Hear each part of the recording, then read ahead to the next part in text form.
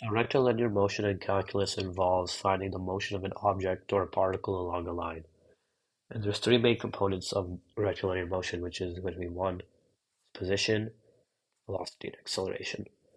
Position notation is usually x of t or s of t.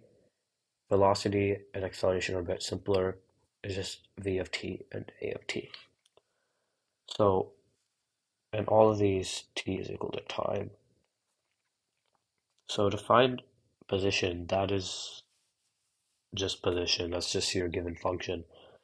But for velocity, velocity is actually going to be the derivative of position. So it's going to be the derivative of its previous.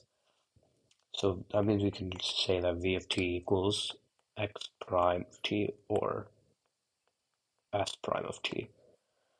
Now there's three things to know about velocity. First one is going to be that if the velocity is positive, then the object is moving to the right.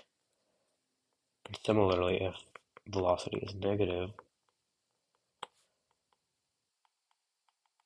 the object is moving in the opposite direction, which is going to be left.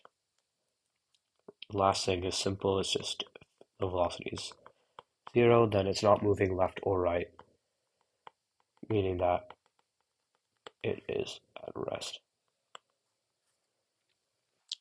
So third and last thing is going to be acceleration, which is the same principle, the derivative of its previous.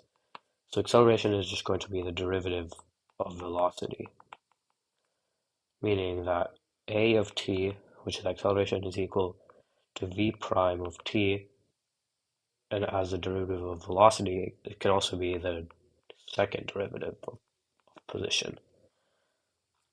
Now, using this information, there's two or three things that we can find in terms of motion.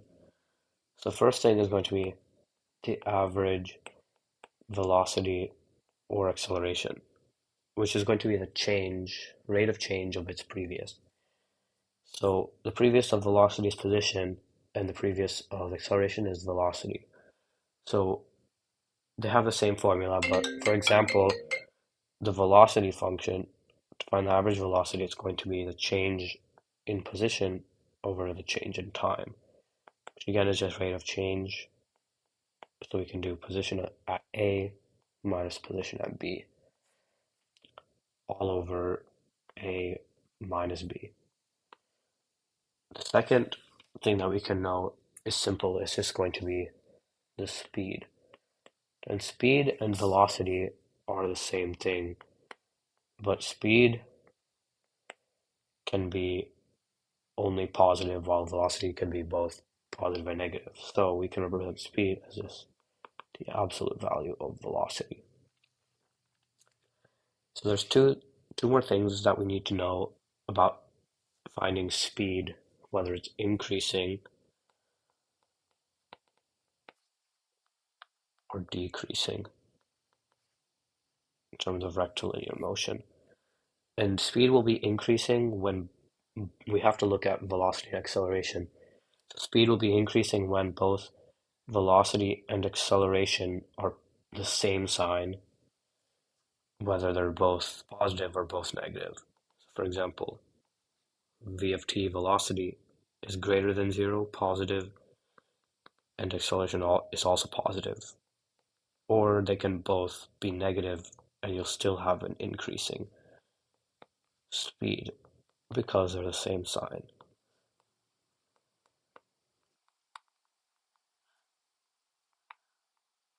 Now, decreasing speed is going to be the opposite of that. Instead of the same sign, it's going to be when velocity and acceleration are two different signs. So velocity can be positive, for example, but acceleration is going to be negative.